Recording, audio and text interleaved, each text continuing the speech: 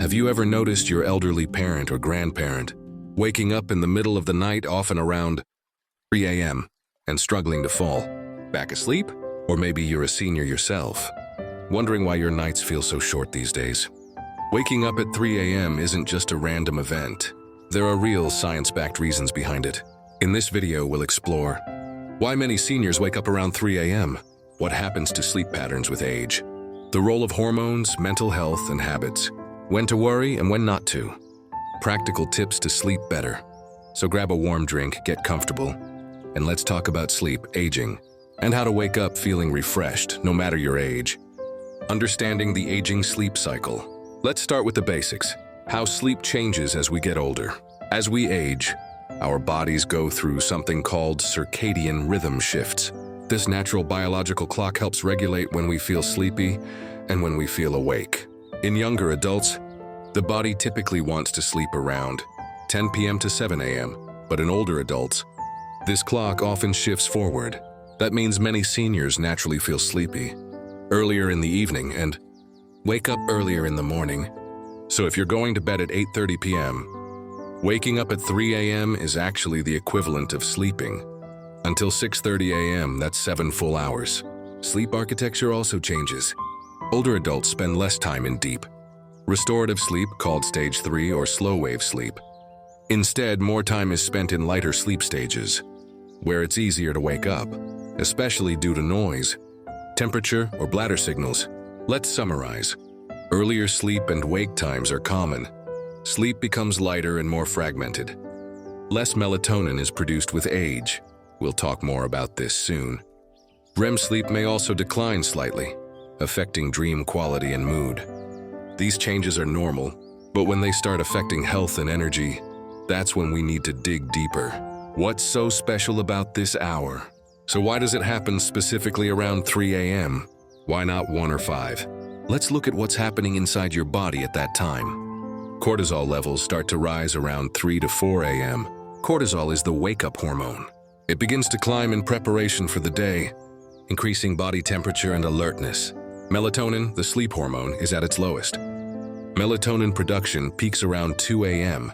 and starts to drop shortly after, which can lead to lighter sleep and wakefulness. Body temperature hits its lowest point. The cooler your body gets, the more likely you are to awaken, especially if your room is drafty or your bedding isn't warm enough. Bladder pressure tends to build. For many seniors, especially men with prostate issues or women with weakened pelvic muscles, 3 a.m. can be prime time for a bathroom visit. AQ. Mood and emotional vulnerability can peak. Believe it or not, the brain is more sensitive to stress and anxiety in the early hours of the morning. This is why people sometimes wake up worrying or feeling lonely. It's not a coincidence. Your body is naturally more prone to waking around 3 a.m., and age-related changes just increase that likelihood. Hormonal and medical reasons. Let's dive into some health-related factors that contribute to nighttime awakenings. Melatonin decline. Melatonin is a natural hormone produced by the pineal gland in the brain. It helps you fall asleep and stay asleep. As you age, your body produces less melatonin, which can lead to fragmented sleep. Cortisol rhythm shifts. As mentioned earlier, cortisol rises in the early morning hours. In people with anxiety or stress, this rhythm can become exaggerated, causing early awakenings. Sleep apnea and breathing issues. Sleep apnea is a serious condition where breathing pauses during sleep. It often causes people to wake up suddenly, sometimes choking or gasping. It's more common in older adults and can lead to poor sleep quality. Early waking and daytime fatigue, restless leg syndrome, RLS, and periodic limb movement disorder, PLMD. These conditions cause discomfort or leg jerks that can wake you up multiple times a night. Medical conditions.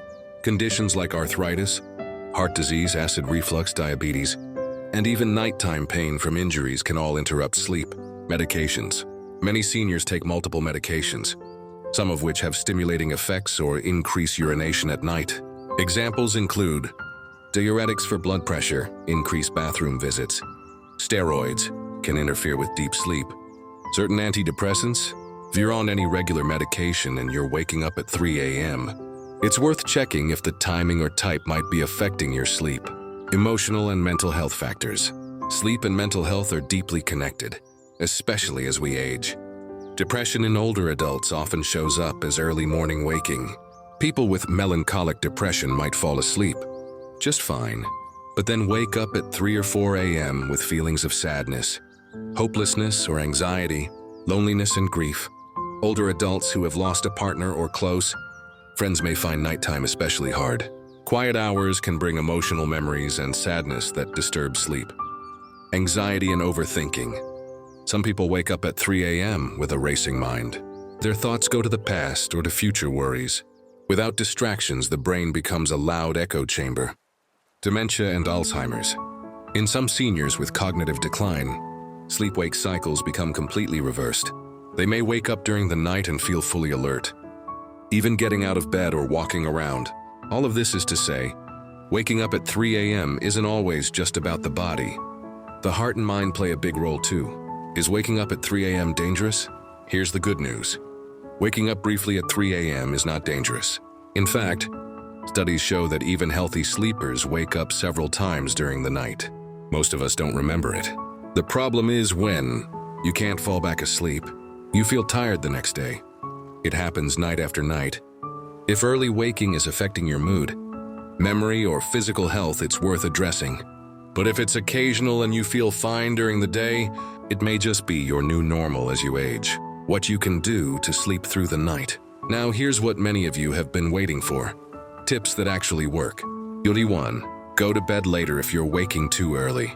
Try shifting your bedtime gradually by 15 minutes later every few nights.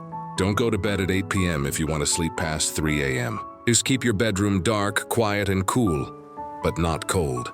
Blackout curtains, a comfortable mattress, and white noise machines can help prevent light or sound from waking you. 3. Limit liquids after dinner.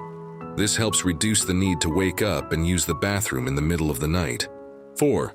Avoid screens 1 hour before bed.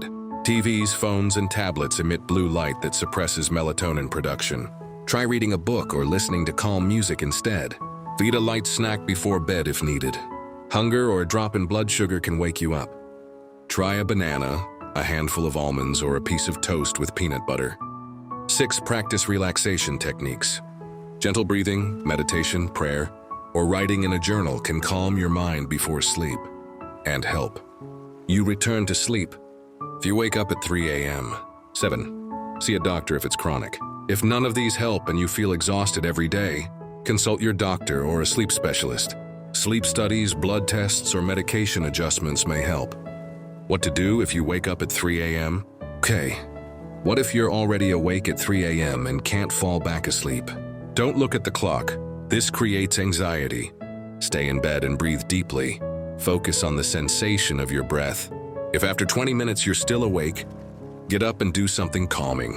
Sit in a chair, listen to soft music, or read. Avoid bright lights or phone screens. Keep it dim and gentle. Try a guided meditation or sleep podcast. These are designed to lull your mind back to sleep. Whatever you do, don't panic. Even 5 or 6 hours of good quality sleep is still beneficial. So why do seniors often wake up at 3 a.m.? It's a mix of biology, hormones, health, and lifestyle. The key is not to fear it, but to understand it. If it's affecting your life or health, there are things you can do. And remember, you are not alone. Millions of older adults experience this. It's not a sign of weakness or decline. It's just one of the many changes that come with a life well lived. Thank you for watching. If you found this video helpful, give it a thumbs up, subscribe, and share.